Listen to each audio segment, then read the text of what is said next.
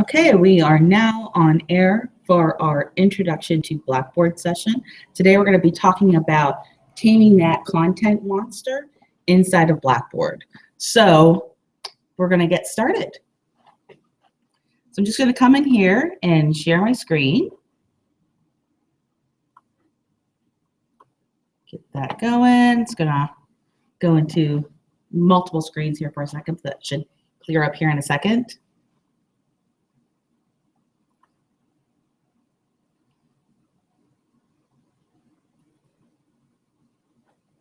Okay, so that should be sharing the screen. So I'm just going to minimize this and get into my screen. So to get started out here, we're going to go to JCC's homepage at www.sunyjcc.edu, and if I could type, it would go a lot smoother. So we always want to start out at home and make sure you're using the correct address. So I'm just going to correct that a little bit. So now we're here at home. So I'm going to start here from our home page and go to My JCC. Now this used to be a portal page. Right now it's still acting as a portal, although it's not a true portal. So I'm going to click here on My JCC and I'm going to come right down in here, skipping email and going straight into courses. Hello, how you doing? Good, good. I'm glad that you found it. I'm Corey Dunnigan. Hi, Tammy. Come on in and get all set up and started and put on your computers or get logged in. This session is being recorded. We had a couple of walk-ins. Actually, you guys were all registered, so glad you guys showed up. It's a little warm today in here, though. It's super warm. So it is being recorded on Google Hangouts on air so everybody can see, but it's only me that's being recorded. So, yay.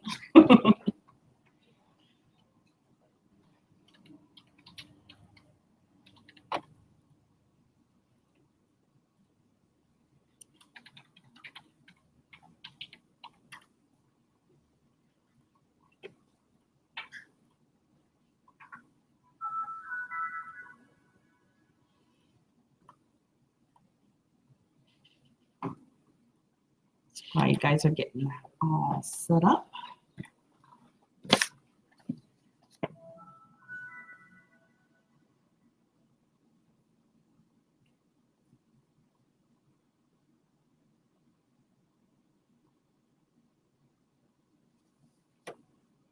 Tammy, so have you used Blackboard before? No, I haven't. What are you interested in using Blackboard for? Maybe we'll be teaching a class next semester. Okay. I'm in the counseling center right now. So All I right, do good. like course or something like that. I'm like running a ghost section, so I don't know. No, I think that's a great opportunity, especially with counseling. One thing that we're looking at is maybe using Blackboard organizations to bring in a bunch of your students that you'd be counseling, and then that way they could at least, where you're talking about just content, sometimes there's content they all need to see, like make sure you're signing up for your advising hour and you know, use this document, get prepared, get your program of study out and prepare for your advisement. Oh, that'll be good. And Shannon, you've been using Blackboard a little bit more here and there. I use it essentially right now to support my courses. So I put the syllabus on and I put handouts and readings on it. Oh, great. So you have been using some and content. I use it for email. Okay. But I'm going to be teaching an online course in the spring. Okay. Oh, are you? Yes. Wow, this is in my exciting times. 5 years of teaching. You started when you were a baby. I've been teaching since I've been in college since I was 22. Okay. All right. So you've got a sandbox course that you want to play in. Or do you have a place that's, you know, you can go in and add content. It's not going to hurt anything. Yeah. Yeah. So. Tammy, I'm not sure about you, what you have access to inside of Blackboard. So we're just gonna get you logged in the same way that you do. Okay, the same as like my email. Yeah.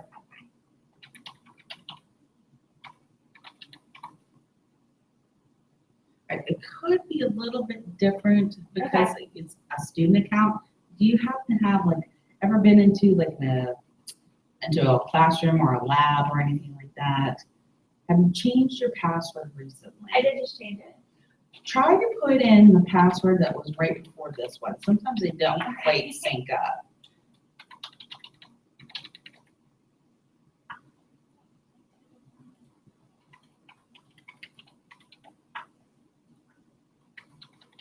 And it may be the one before that. Mine is actually 2 off.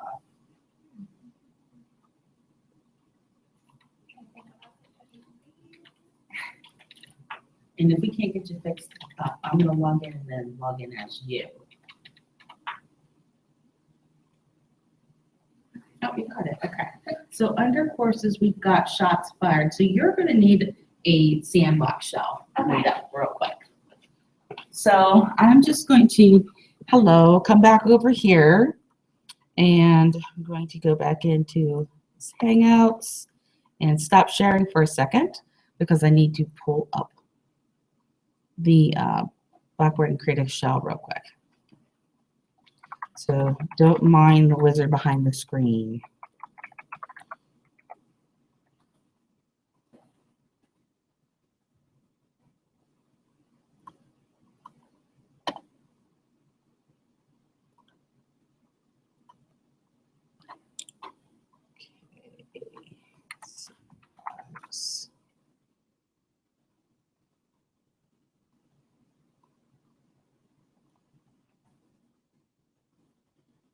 And I'm just going to create a sandbox course real quick. And it's WHIPPO? Yeah. Okay.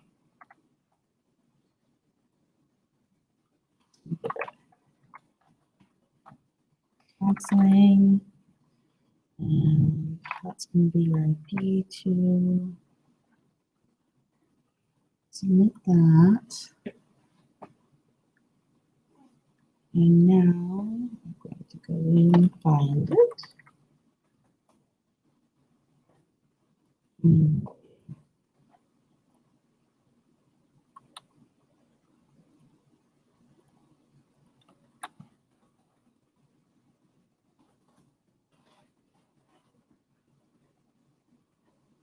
Make sure you are the instructor. Okay. So now, if you could just refresh the page, and you should see under your list of courses.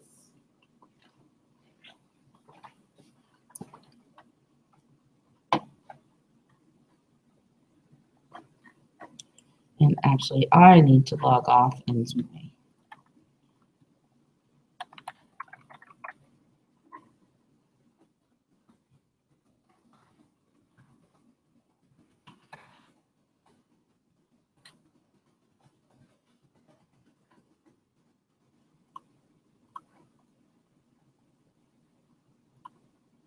Somebody else, assuming alias here. There we go.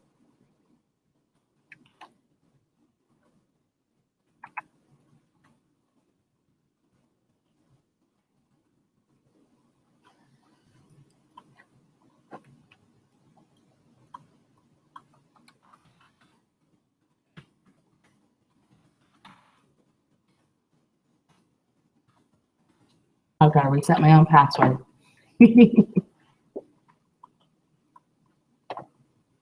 So, Shannon, how's that been going with your the content? How are your students liking that? Have they been going up there? They've been expecting that with the syllabus and your handouts and things like that? I think they do expect it. They're mad at me because I'm not getting the grades in Blackboard yet. They're mad at you for that. Yeah. Okay. They're like, how am I supposed to know my grade? I'm like, I hand you back everything, so you know your grade. I don't keep it secret. It's not like a surprise reveal at the end of the semester. Right? And I pointed that out to them several times actually. Okay. So, But well, they do expect be able to go into Blackboard And look at the grades. and Then maybe we could kind of start your setup of the class a little bit backwards. And we could start setting up a grade book for your class now, for the class that they're in, so you can report out your final grades. I'll probably wait till next semester to Okay. start that. Eventually I want to move on to fresh. Okay. I think the other content is what interests me most right now. It's just getting all the content in there. And that is the biggest part of all this, Yeah. is getting that content in there. And there's so much content, and we've got the whole internet at our fingertips right now. I think the hardest part is figuring out, any kind of restraint and, how you're going to be presenting that so the students aren't confused. That there is some sort of logic to that, and it's a little bit linear. Yeah, one thing that Megan and I are both doing is we decided to drop our reader for the spring for cultural anthropology because it costs as much as one of our textbooks now. Okay. So we're trying to cut down on expenses. So we're looking for open source articles and stuff that we can use. I think that is a fantastic direction to go in, is these open educational resources. Textbooks are quite expensive for students nowadays, and there is so much free content out there. So essentially what Blackboard's going to be then is your textbook. Right. I mean, So, we have a textbook that we dumped Pearson because they're outrageous. okay, We're going with Norton textbooks. the Norton textbooks. We need to supplement materials. So I think that's going to be the first step. If you want to just go into your sandbox, then I'm going into my sandbox here too, is figuring out, Shannon, for you, definitely, this is coming up. So this is very timely, and you're going to be using the Norton book, but then supplementing that too. Yeah. So when you're thinking about teaching your course for spring, and you're writing up your syllabus, how do you break down the structure of your course? For example, what I mean is a lot of people use units. They could, and in that unit, they have this chapter from this book or this handout or this video, and then take this test and then write up this paper. That would be, and they could call that type of unit a module, or I've seen people call it weeks. So developing that kind of hierarchy, I think, is one of the crucial first elements of thinking about this. Your syllabus often says how you break that down. You've been teaching this type of class for a while. What is a unit that you're comfortable with? I actually break it down by the day. Okay. I know no one else does that ever, but I have to, or else I'm totally off track. But obviously for an online course, you're not going to do that. So. It would be hard because days become meaningless when, they're able to be there 24 hours. So I would probably, in my case, break it down by topic. So, Okay. Marriage, All right. friendship, language,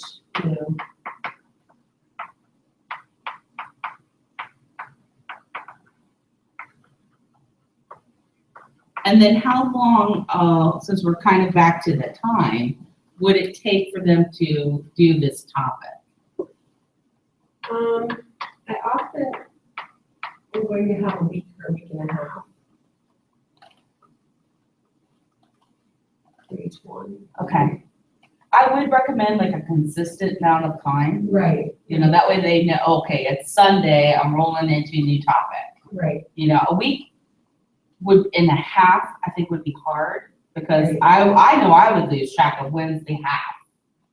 So I would either give them 2 weeks and then maybe if it ended on a Wednesday, had Thursday, Friday, Saturday, Sunday as, okay, this is your chance to get your notes in order, wrap up this topic, get any other late work if you accept that or whatever they need to do, start reading your chapters for the next one. The next topic will begin on a Sunday at midnight. So you do have to kind of break down, think about time in a different way Mhm. To me, weeks makes a lot of sense because everyone's kind of used to thinking about things as a week. Right. But, you know, for you, yeah, that's gonna be a challenge. It's like, it's Monday, Mondays we cover this, and then it's Wednesday, so that's how I think about this. So that's gonna be, and then how to break down. I think this topic idea is gonna be a really good one. So then you're thinking about that you'd have a chapter from Norton, and then a supplemental reading. Mhm.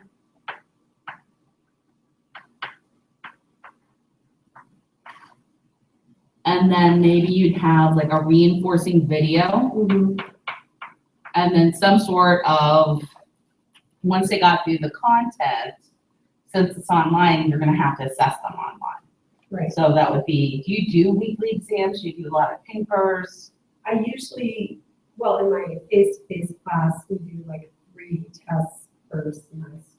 Okay, so you probably go like 3 topics. Yeah. And then an exam, Yeah. and then another 3 topics, and Right. another exam, and. Right. But they also have papers, so I haven't decided whether I want to just go all like short papers, short writings, or do exams. So I'll have to figure that out. Okay. That, how you're going to set up this content also helps with how you're going to pace the class. Mhm. And the pacing and the timing is going to be, I think it's a hard balance. Again, because we now have all this content at our fingertips and we can just throw it out there. But then we could throw too much out there. And then, Yeah. wait, is that too much? Or are they struggling? Or is it too little compared to what they have in a face-to-face class? So I think, you know, your face-to-face classes give you a good range. You know, like what could they cover there? You're very used to that. I know that could give you the good gauge for that.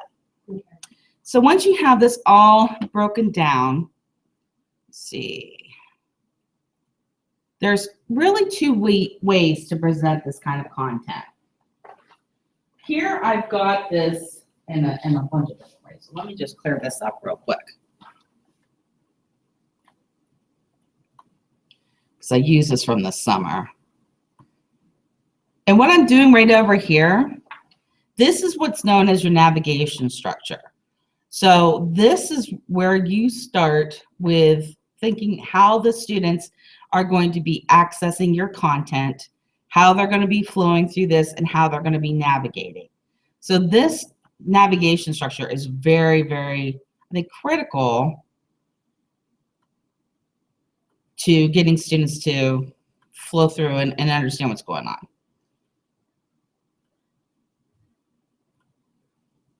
Let's see, clean this up.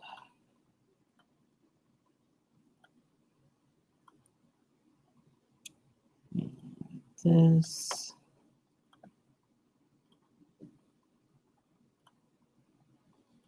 Now, Shannon, you've used Angel before. Yes. And Sam, have you ever used Angel? That was our learning management system that before we had Blackboard. So I'm just going to use that as a reference because just when you're thinking about, you know, if you were used to Angel before, now in a different one.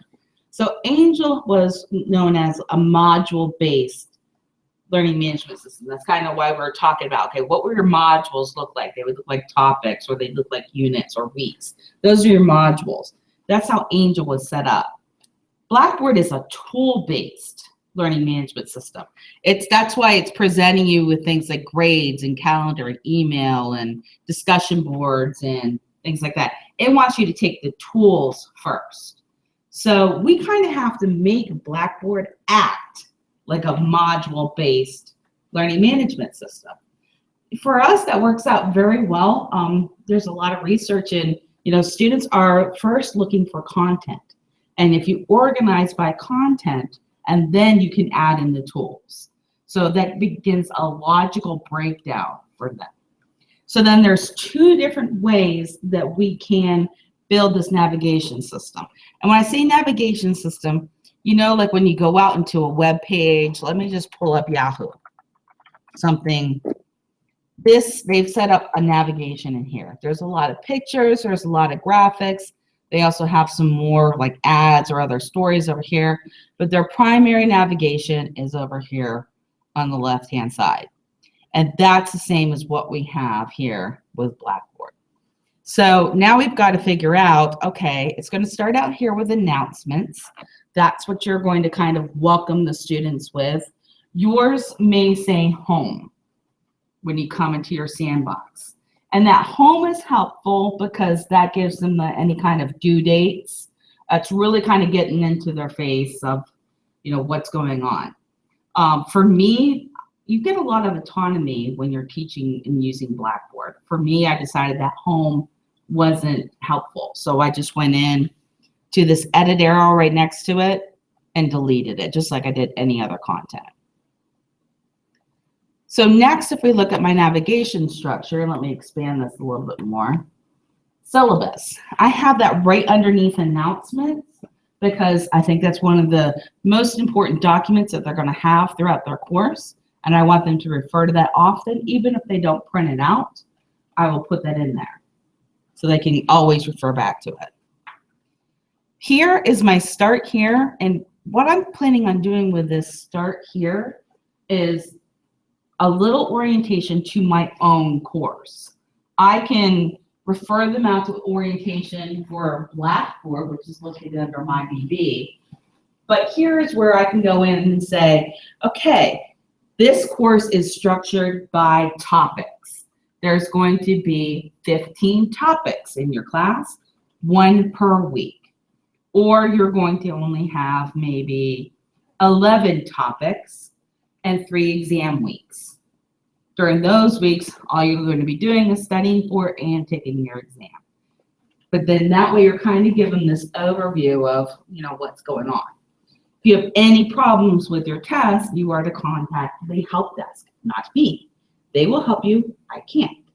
They will put in a ticket and let me know that there was a problem, and then I can extend your time. So you're kind of putting in not only your directions, but a little bit of your expectations. And of course, that's in there under syllabus. But this is a place where you can put in a little bit of your own messages. So that's what we're going to do first. So you're inside of your sandbox, and you're going to see that home and the announcements. Over here is this plus symbol.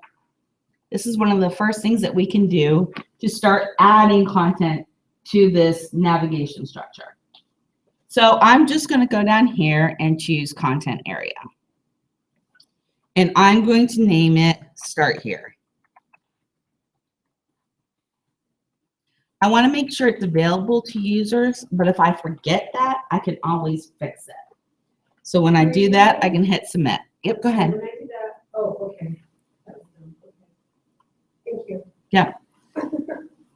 And actually, I want to delete this because I already have it. It doesn't have to be called Start Here. It could be called really anything. Now, when I add something to a content area, it's going to automatically go down to the very, very bottom. And it's going to come down right before this course management area. And just to let you know, this course management area is like the instructor only area. I kind of have a metaphor. This is your basement, and the white area is what students see, and that's like your house. So you get to decide what your front door looks like, what kind of planners that you're going to put out. And with your navigation structure, it's just like building your house. You know, where are your stairs going to be located? How are you going to have different rooms to move through the house? You get to design all that. So right now for this content, we're just working up here in this white area in this navigation structure. So I've created this Start Here, and I'm just going to grab that and move it up, and I can reorganize things exactly where I want. And I want it right underneath this syllabus. So it's going to go announcements, syllabus, Start Here. Does everybody have that?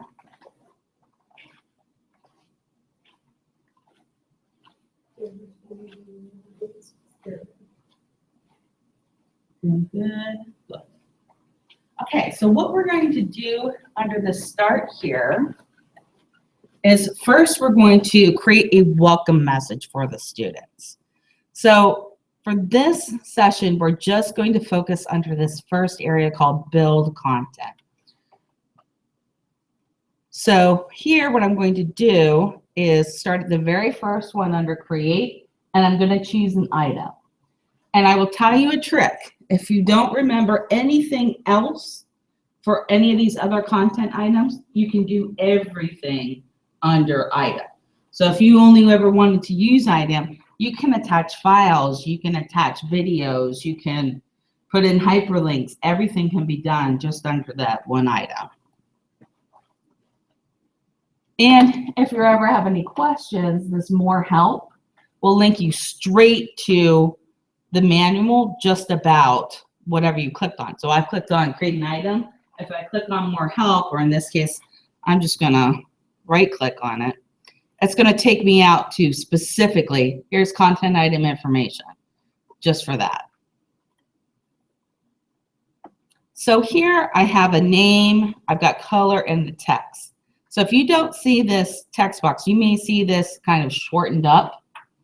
And if you want to expand that and see all of your different tools, there's these double arrows, these little carrots over on the far right-hand side. You just pull that down, and now you get these 3 lines of content. This is known as a WYSIWYG editor. WYSIWYG, what you see is what you get. So you get a little bit of like bold, italic, underline, strike through. You can change your different font sizes. You can bullet and do a lot of those formatting. This next line is like your cut, copy, paste. You can put in some hyperlinks in there. You can adjust some of your formatting that way.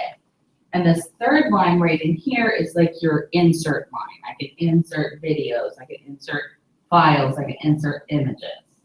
Just like what you have in Word. So that's like the basics of that WYSIWYG editor. So what we're going to do for this content information is we're just going to go ahead and we're going to type, you know, welcome to the class, and write a little bit about yourself.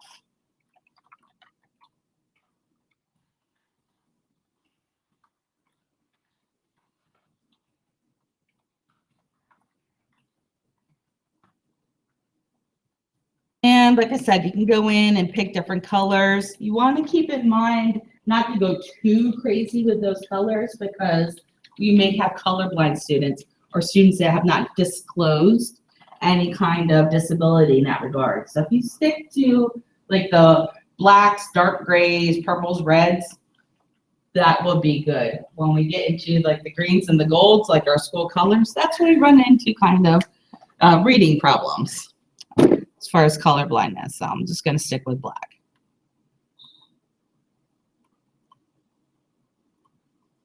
So once I have something in there, I can attach a file. So if I had a picture of myself or my family, I could attach that.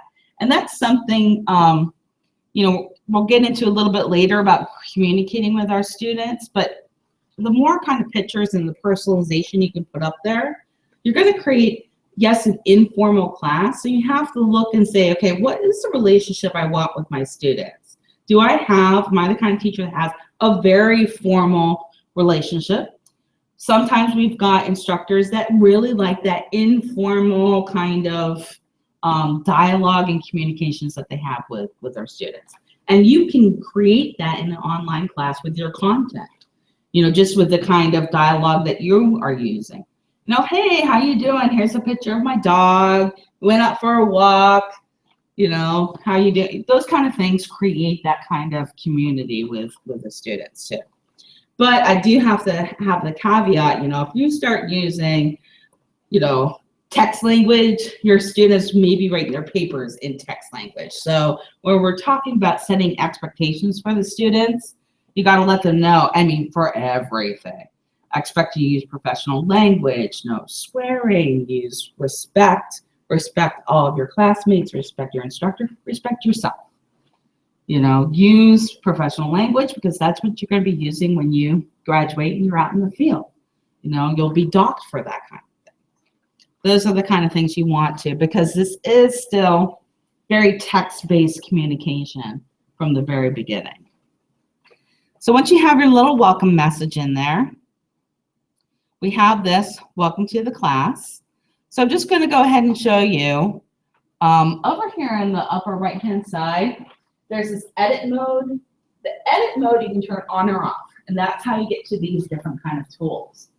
There also is a student view. So the edit view is not a true student view. If I turn this off, I'm going to come on down to this course management. I could still see this. If this was a true student view, I wouldn't be able to see that. So you always want to kind of view everything in your course under this student view. And that's that little eye. There's 2 lines. This is entering preview. So remember I said we've got this instructor area. That's now gone. I'm looking at this like a student, and there's a lot of my content areas are gone because they're not available to the students. So I have just my announcements and my start here. Okay, so now we've got a little welcome message, you know, and I could get into, like I said, just more pictures, some links and things. That's the first kind of communication that you're doing with your students. So I'm going to exit the preview. And again, under the start here, if I turn back on my edit mode, I can build a content, and I'm going to choose another item, and I'm going to call this my netiquette page. And this is where my expectations for the students are going to go.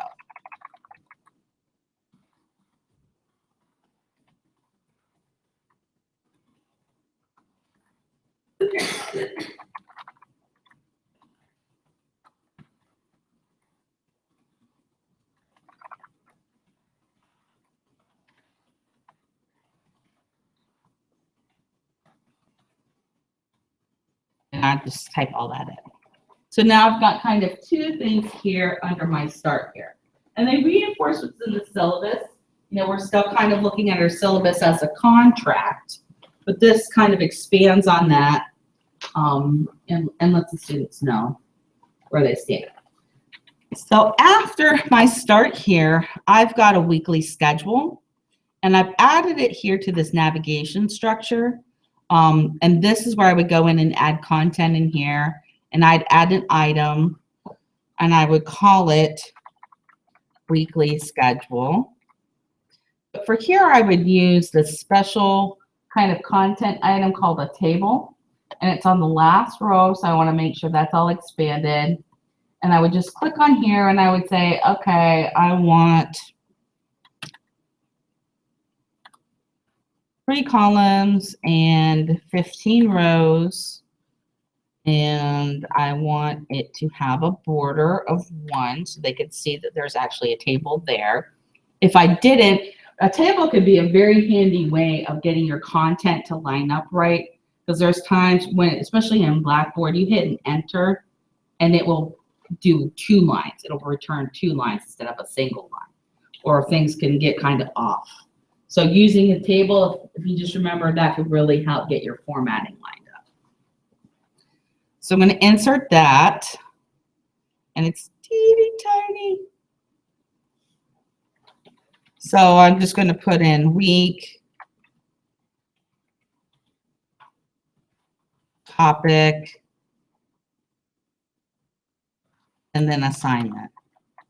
So this is going to be, and I can kind of stretch this out a little bit so it's full page, but already I'm kind of like, oh, I wish I could see everything. So what I'm going to do is going to use these 4 arrows and pull that up full size so I can edit this properly. So for here, I'm just going to name them week 1, 2, 3, 4, 5, 6, and so on. Oops.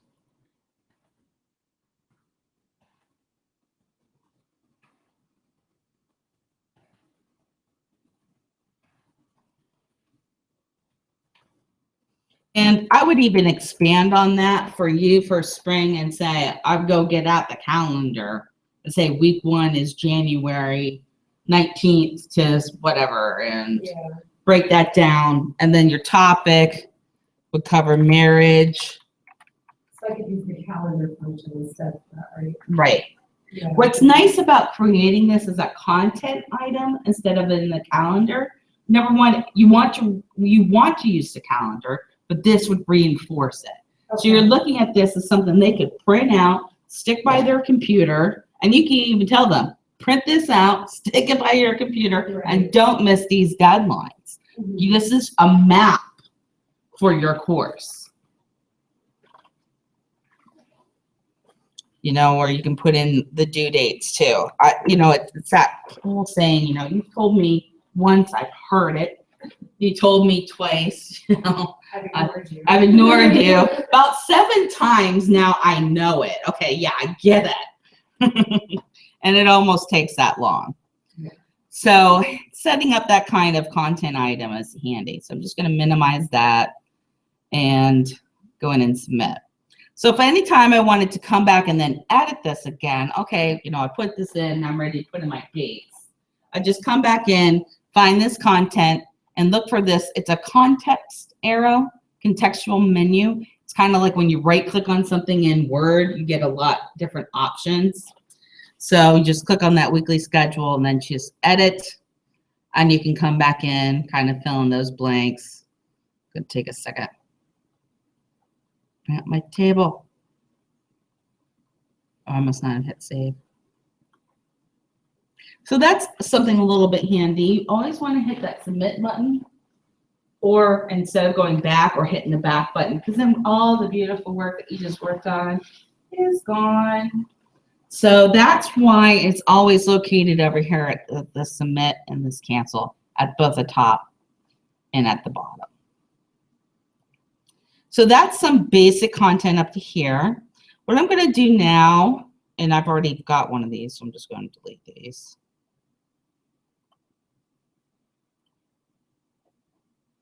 Is I'm going to put up another divider. So we start, these are the kind of content that I'm going to use throughout the semester. And now I'm going to create content that's specific to my navigation structure, how students are going to break that down.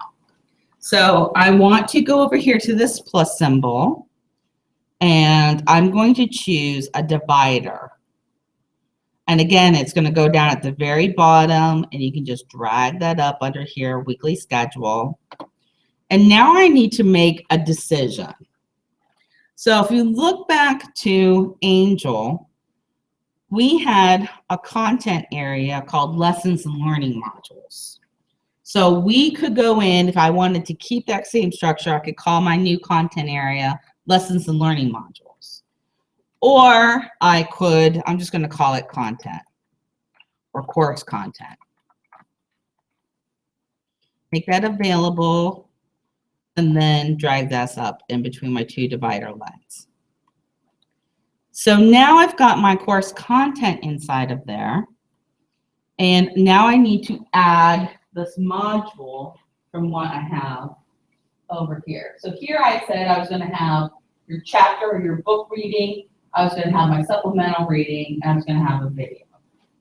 So to build out this structure real quick, I'm just going to go over here, and this time I'm going to choose a content folder. So my folder, I'm just going to call it topic 1. And I'm going to submit that. And inside of my topic, I'm going to now start adding content, because students, if they can get into kind of a routine, you know, they're expecting, okay, every week I'm going to read. Every week you're going to have supplemental readings. Every week I've got a quiz or something like that. Then they become, it gets a routine. It's just like going to class Monday, Wednesday, Friday. You know, they know what they're doing. They know what to expect. And that's reinforced by their weekly schedule, which is reinforced by their calendar, which is reinforced by their due dates, which is, you know, at a certain point, you feel like you're kind of bopping them on the head. But those are all tools that you can use. That's not allowed. It's not allowed. No, but digitally it can be done. Right. So here I'm just going to, you know, create a blank item. I'll come back and edit this all later. So I'm going to have my chapter reading and to submit that. And I'm going to add another blank item, and I'm going to call it my supplemental reading. And add that. And then I'm going to have another item, and I'm just going to call it my videos. So I've got 3 things inside of my single topic. So here, this is known as a breadcrumb trail. And instead, I could always come back in here. I can hit the back button, because we know we want to use that judiciously so we don't get rid of our work. So in this case, I'm going to use this breadcrumb trail to come back to my main hierarchy, my main trunk here, which is course content. And if I go over here to topic 1, I'm just going to hit that context arrow, but instead of hitting edit, I'm going to look through these different options here. Now, the adaptive release, we could get into like an advanced setting. That is so you can restrict content to maybe different groups or different people in your class. Right here, the statistics tracking, that's good, so you can go in and see who's actually read your content. There's some user progress, which is additional reporting we can get into a little bit later. But in this case, what I want to do is I just want to copy topic 2. And in this case, I want to choose the same course that I was in, and I want to browse for my destination course and put this under course content, and then submit. So what this has done is now I've got topic 1, and I've got all my consistent materials. And now all I have to do is come under here and edit that and change that from 1 to 2. And I could then further, for you, Shannon, type in like kinship, because that's my second topic. So very quickly,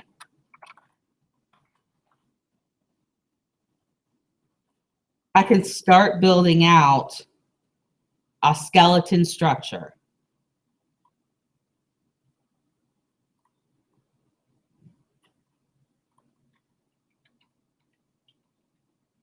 Come back in here, change kinship to topic 3, and then your next one would be language.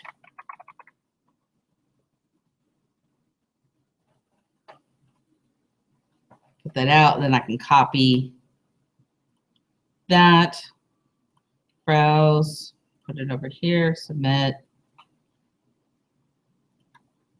edit that, choose 4.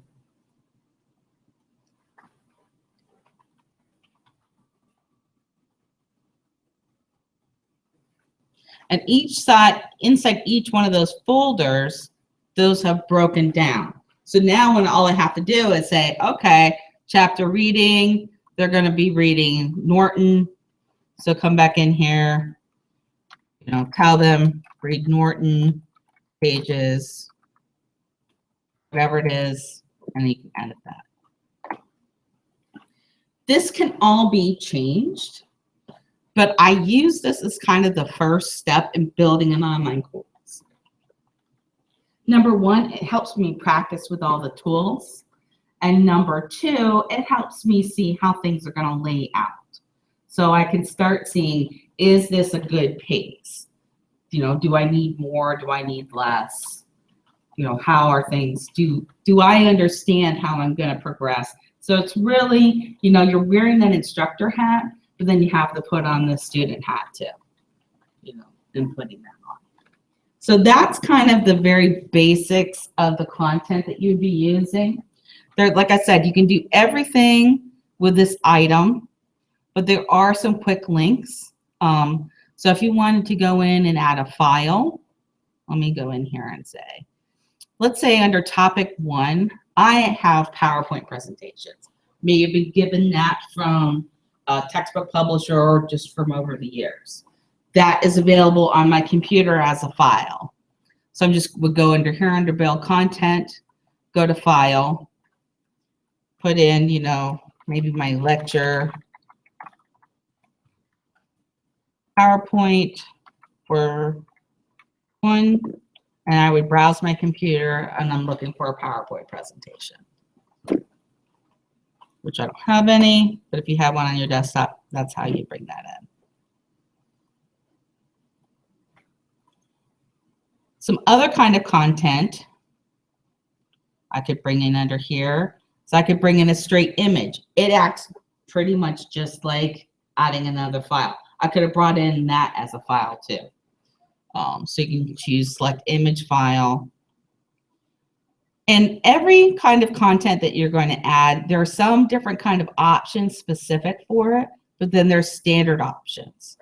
So the standard is going to be, you know, do you want to let people view this or not? Let them view it, but if you're not ready, just choose no. And then that will give you a little bit more time. The only caveat with that is, oh, you know, if you're going, you want to check it as a student, if they can't see it, 99% of the time it's because it's hidden, either by this permit or it's hidden because it's date restricted. That's going to happen a lot when we copy over content from prior semesters. It's not going to know when you copy that content. You know, you could build out a beautiful online class for spring and you're ready to use it again for fall. You'll have to go in and either reset this or use the date manager. So other kind of content, we've got video, we've got web links, YouTube video, and you can just come down in here, choose YouTube video, and that's really easy. So if I was looking for something on kinship,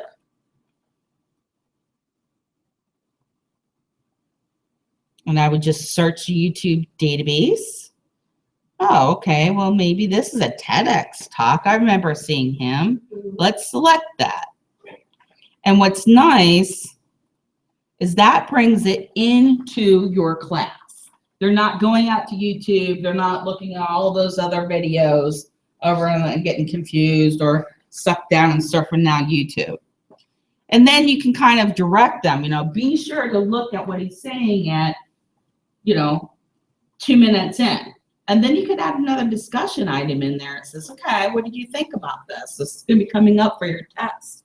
You can, in fact, bring in videos directly into the test. It's how you want to use that content.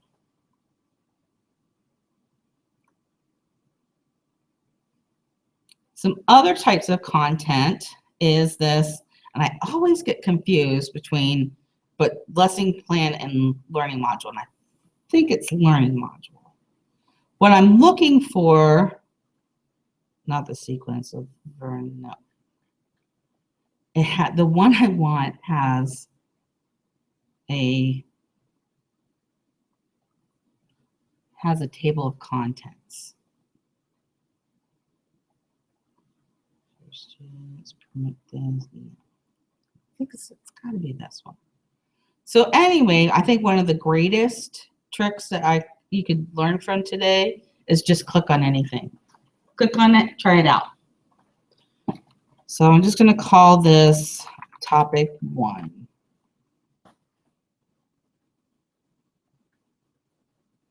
Window, permit to use. Oh, there it is. Yep, show table of contents. Yes.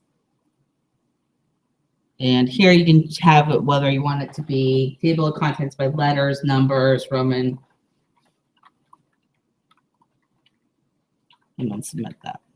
So this is the one I always forget, learning module. And so think of the learning module number 1. It's just like a folder, how we added in topic 1, 2, 3, 4. But when I go in here and build content inside of here, let's say I had a chapter reading, and then I had another item for my PowerPoints.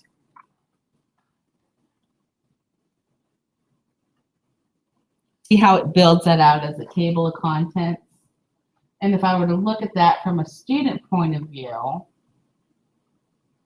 and I go in here under course content, I put it here under topic 1. So that's what it would be, is these table of contents. Then you get a different kind of navigation structure. you can have, you've got this navigation, you've got this navigation, plus you can scroll through with pictures. So this is why it's so important to really think about how they're going to progress through your content, because it can get very confusing to the students.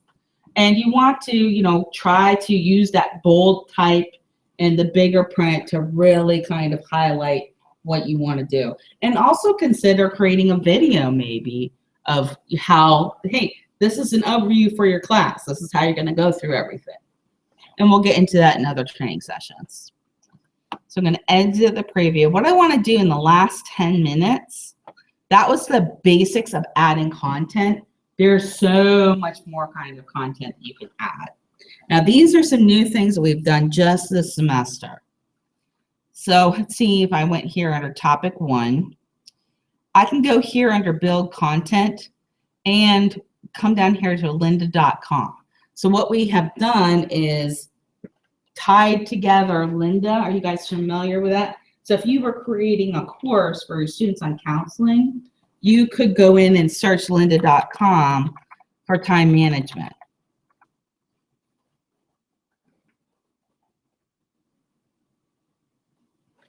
Okay, and say, oh, well, here's my fundamentals. So the first thing, they're not going to be covering Outlook, but I like this managing your time, and then business, that doesn't make a lot of sense. Or this logistics and things, but you get to go through all this content that Lynda created and just start using it. So my topic 1 was time management fundamentals. I'm going to add that in there and then save that. And so you have now a course within a course. So very quickly we can see, you know, oh, we've got a lot of content for that way. So we've got Lynda. They can go do under tools, although I had said no at first, all of your content is located under here. Not quite. Under tools, we have even more content that's available. So one of the ones I really like is this Merlot. Works just the same as bringing in Lynda content. Merlot is open educational resources. So with Lynda, we had to have a license for that. You know, with Merlot, a lot of things are available. So let's say, we'll see, put Merlot through the paces and see if I can put in kinship and see what kind of materials it comes back with.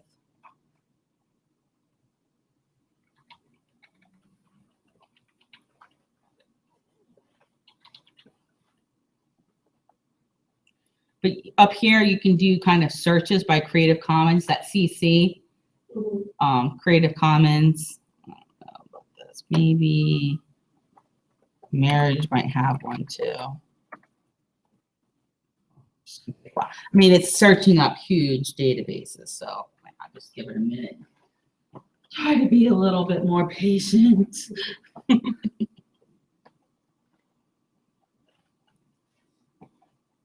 I can't be patient, but you get the idea. Right. Here, other kind of topics we could use. This Net Tutor is content that you can bring in. We have, and I'm not quite sure how long we're going to have access to this, but if I just went in and added it as a content item, and I could talk about, you know, you're going to have a major paper due for this class. I recommend you use Net Tutor as a 24-hour writing center. So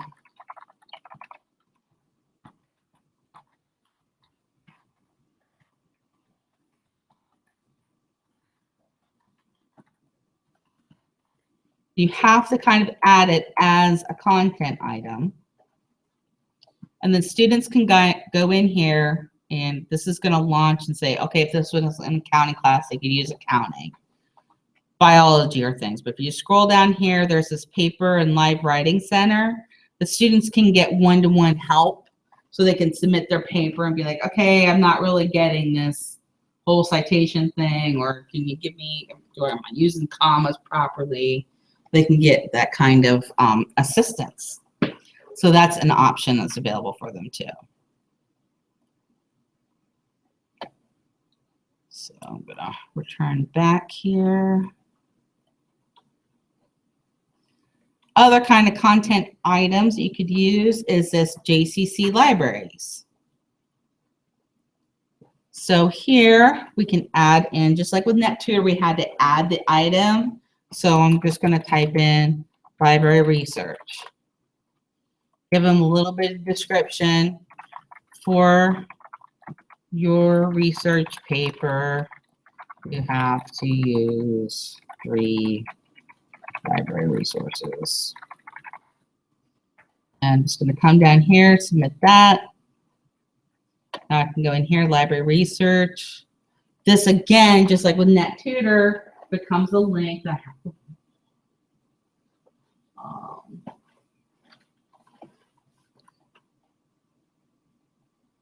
so now you can kind of do, let's see, marriage and family as a keyword search.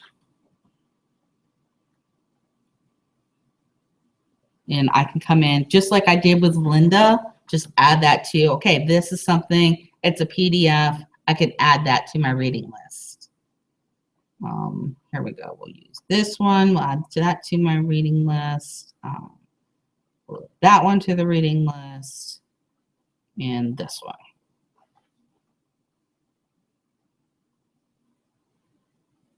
So are those sources or articles, for instance, that I'm adding to their reading list for them to read? Yes. Okay. That's the way it's supposed to work. Okay.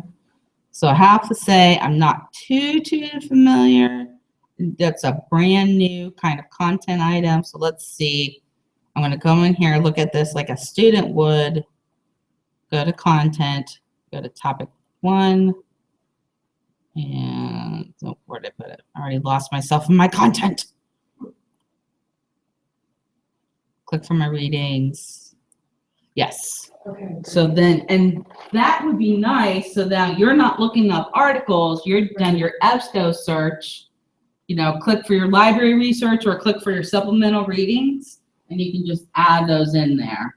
Okay, there's my 3 things that I'm supposed to read for topic 1 on marriage. So again, setting that up as your navigation structure and your hierarchy is going to be really important. Okay, let's go back here. Other things. Let me exit my student preview. So you may have already seen under this tools, there's also your textbook publishers. So we've got Cengage ties in just like the library. You'll need, you've gotten rid of that Pearson product, but if you use that MyLab, there's that tie-in for that. McGraw-Hill has that connect. So you would need, generally you're given a login from each one of those. So what you do is just click on that and then log in, and then that creates that connection, that pass-through straight from your course. I'm not sure if there is things like Norton. Norton has stuff you can log in. Right. So that's probably going to come as a zip file. They call them a course cartridge. Mm-hmm. So to load something like that from Norton, I would, when you get something like a course cartridge from Norton, essentially what that has done is built all these for you. So if I was going to go in that direction, I would start with a blank sandbox and start with the cartridge first. And to do that, you can either give it to me, or you can come here under packages and utilities and choose import package. And you just import it, look for your, browse to your computer and look for that zip file that they've sent for you. Okay. And bring it up that way. And the reason that you want to start with that first is because they could have broken it down by chapter.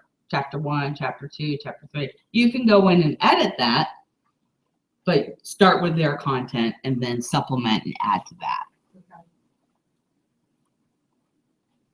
Is there anything that you want to cover today that I didn't cover? Or anything you have questions about? So started out kind of like a broad overview of where the tools were all located, just focusing on content. And I think that's the thing you have to focus on with Blackboard is I think it could get very overwhelming very quickly. So just forget anything that you don't want to work on. You know, for you, Jenny, you've got a great focus. I'm working on my online classes and I'm just going to do content. And that's the very first step. Once you have the content in there, then you can get into the other things. Thank